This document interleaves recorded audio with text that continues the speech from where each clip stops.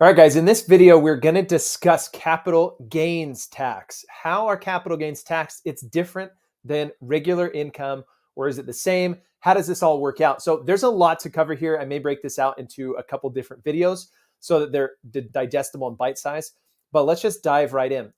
A capital gains tax can be on any type of property. That doesn't mean it's on all types of property. Okay, there are some exclusions here, but generally speaking, it happens on most types of investments. Okay, let's put it that way. So if you have something really out of the ordinary, obviously I always talk with a tax professional. Let's think of this then in terms of stocks and real estate at this time. Okay, so what is the capital gain? A capital gain is simply profits on an investment. So you make an original investment, your investment value increases, and then you sell your investment for that higher value.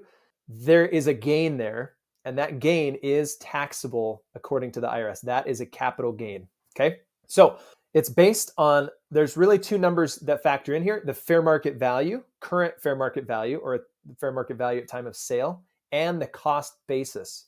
Now, your cost basis is essentially the amount that you paid to get into the investment.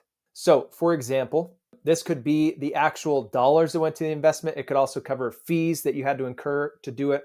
It could cover commissions that maybe you have paid to get in. All of that is added into the cost basis. Your overall cost of getting the asset is included in the cost basis. There's some different types. It can get really complex again, so I'm just keeping this high level. So that's basically how cost basis works out. So for an example, if I bought XYZ stock at $20 per share, and then later I sold it at $30 per share, I have a capital gain of $10 per share. And that's what I would pay tax on. Now, the amount I would pay taxes on is different depending on how long I've held that investment, okay? But for all intents and purposes, the capital gain is $10. Now, this is in the days of, especially in stocks, where basically there are zero commissions. But even just a few years ago, you might have to have paid $5, $10 per trade as a commission. So if that was the case, right, then you would take, if you bought just one single share of a stock and you paid a $10 commission, then you bought the stock at $20 a share plus the $10 commission means that your overall cost basis is actually $30. And so if you ended up selling that share at $30, then you would have zero gain because your cost basis is 30, you sell at 30. That actually, there'd be a commission on that too. So you might actually end up earning less. Do you know what I mean? So that's why rarely back in those days did you buy one single share, right? It wasn't worth it unless you're buying like lots of 100 shares, for example. Then it's $10 for that trade spread out among 100 shares. So it's really like a few extra pennies potentially on the cost basis per share. Okay, but that's how it works out. Now, nowadays, we don't really have a lot of commissions on trades. Most firms have basically squeezed that out of existence. So generally speaking, it really is the share price at purchase and the share price at the sale, and then it's really easy to do. But the brokerage firm keeps track of all that for you. They send you the appropriate tax forms, okay? But that's the example. Same way with real estate. If you go buy a real estate property and your overall cost in is $200,000, right? And then you end up selling this for something more, right? Like $350,000.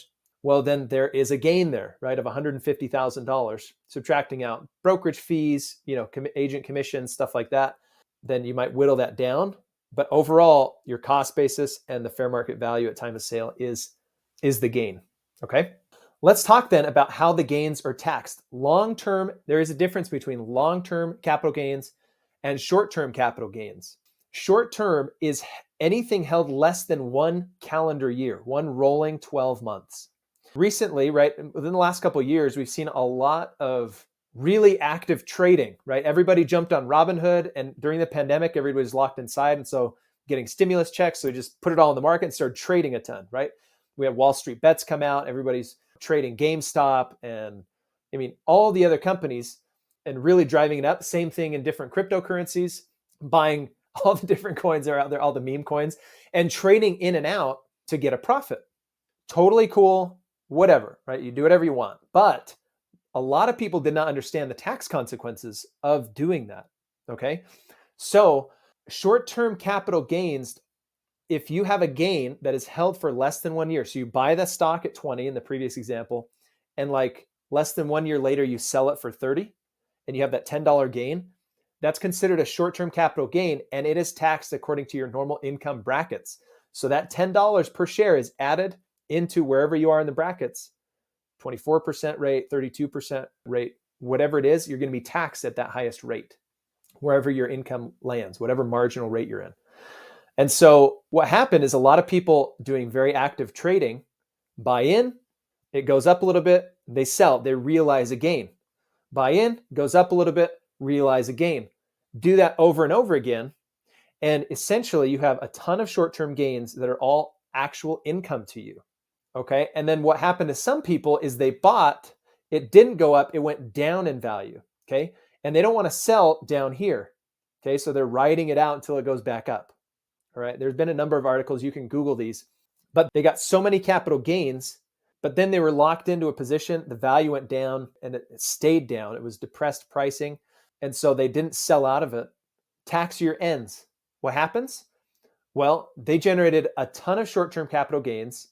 They owe thousands, if not tens of thousands. I think I saw one example where they owed over $100,000 in taxes. But they have this position now that has lost a ton of value. And even if they sold it, it's not enough to actually pay the tax on all of their gains. Okay. It seems crazy, but it can happen. And it happens to very active traders. Okay. So that's something you really have to look out for. You're taxed at normal income rates, and that could be high if you're earning a lot of money. So that's short-term gains. Long-term capital gains are taxed differently. If they're held over 1 year, you get long-term capital gains rates. It's a preferential tax rate. And the reason why is the IRS, or the government overall, they want to incentivize long-term investment. If they incentivize you to hold things for at least a year to get preferential tax benefits, it is going to change the way that you invest, and especially change the way that big institutions invest.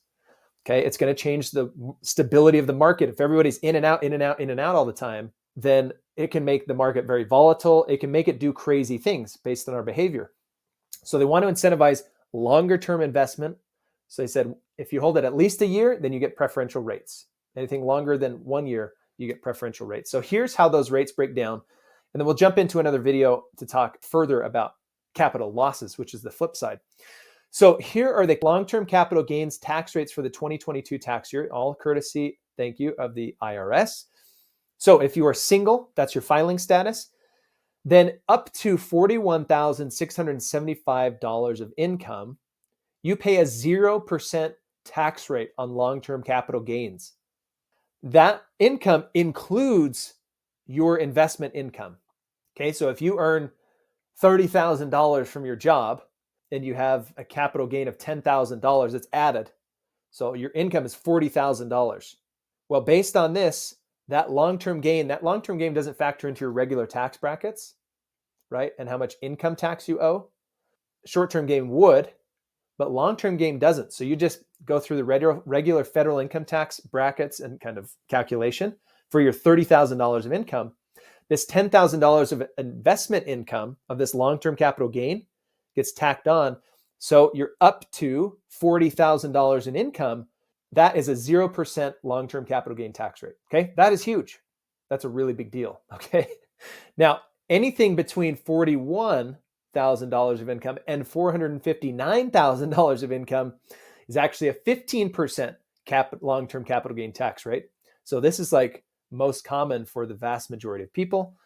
Anything over $459,750 of income, combined of like earned in all income from all sources, then on that long-term capital gain, you're paying 20%. Okay, still preferential. That's the max it will go is 20%. Okay. Now, the recent legislative discussions they've been having about taxes, they've considered changing that long-term capital gains rates for people in the highest brackets and taxing those rates at a lot higher, but nothing is set in stone yet. So all just conversations. So married filing jointly, if your total income is less than $83,000, you pay 0% on capital gains, long-term capital gains. Between $83,000 and $517,000, you're paying 15%. Over that, you're paying 20, et cetera. Okay, so you can kind of check out where you are and how that income adds up. Okay, so definitely preferential to have long-term capital gains versus short-term. And if you're going to do short-term and if you're going to be trading, you remember you have to really track that to understand how much in tax you're going to have to pay, and if you're going to have that type of money, because they don't withhold taxes on capital gains. The brokerage firm, whatever, they'll send you your tax document and say, hey, this was your capital gain, this short-term gain, long-term gain. You file that with your taxes, and then you'll find out how much you owe. They're not going to withhold taxes out of your gains for you. You have to figure that out. Okay, so don't get into trouble there. All right, I'm going to wrap up this video. In the next one, we'll move on and talk about some other situations, including capital losses. See you guys soon. Smart investing isn't just returns, it's taxes too.